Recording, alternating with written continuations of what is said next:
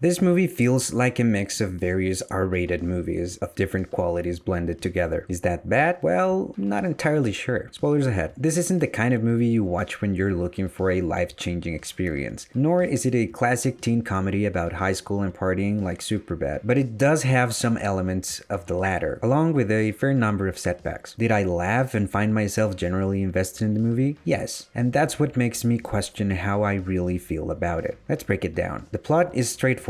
There's a party, love interests, drugs, and violence. That's a solid setup for some great comedy. And this movie does have its moments. One thing this movie does quite well is it doesn't just settle for a basic joke. It takes it to the extreme. For instance, there's a scene that's so disgusting it's actually hard to watch for a few minutes. Just when you think you can't possibly take it any further, they do. That was fun. Not because the scene itself was incredibly funny, but because they kept pushing the boundary, even when it crossed the line for a moment. I can appreciate a film that takes risks, even if they are utterly gross. The writing is fine, I guess. The plot is thin, but it resolves itself in a way that works. What I mean is that even though this movie feels insane, it's somewhat grounded in reality. For example, when one girl didn't want to commit social suicide, she said no, just like someone probably would in real life. And the other girl, who was in the shitty situation, owed the guys a favor. So, being nice to them was the least she could do. The logistics of the party itself were accurate-ish. From personal experience, I've seen some of this stuff happen in real life, and some other stuff I'm glad I haven't. The acting is on the lower quality side, except for my man,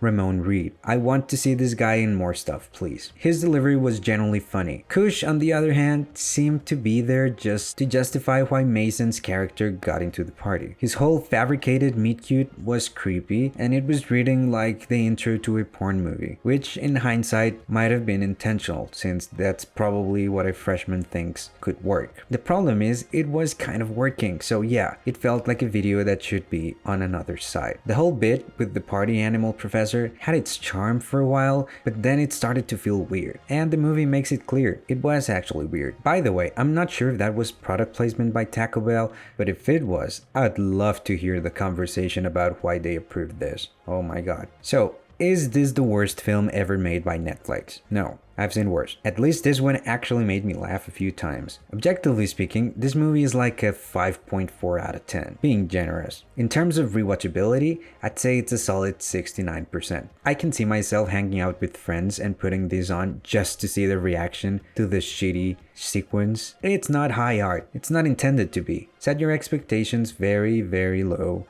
and you'll probably laugh a couple of times. As always, thank you for watching. See you next time.